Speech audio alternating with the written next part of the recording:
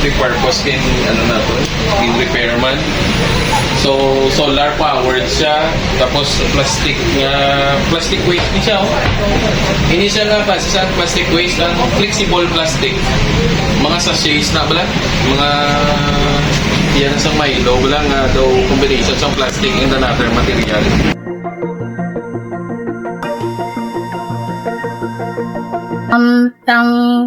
Initiative ng city government is very good since super init ang tiyempo tulad kag maka-help siya sa mga tao here sa Iloilo, and not just here from Iloilo, mga tao man nag-visit here sa Iloilo kag very good siya nga klase initiatives. Okay, gid sinyo ma'am nga idugangan pa sang city government ang mga lugar nga ibutangan nila.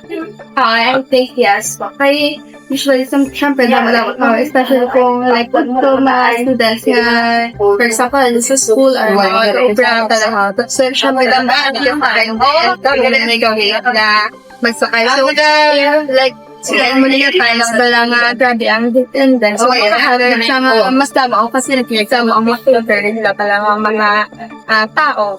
So very helpful kung matdamo pag ang mga niya kasi sabi niya sila.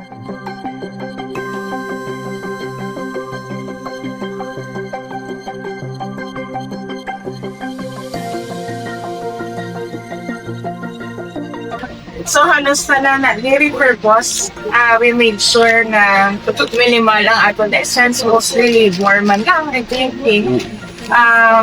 The day may isda na itong basi may alak na kita stocks. No? Today we will be opening two iCool stations. No? Tawag na ito iCool. Kay para ano man kung nagalakad ka sa diversion road, mainit-init hindi man so malayo ang nakatun mo, at least makapahuway-uway ka for a bit, and may ara ka area kundi ka pabugnaw-bugnaw. Ako daan personally may hypertension. Dapat siya gid kuya kung mainit.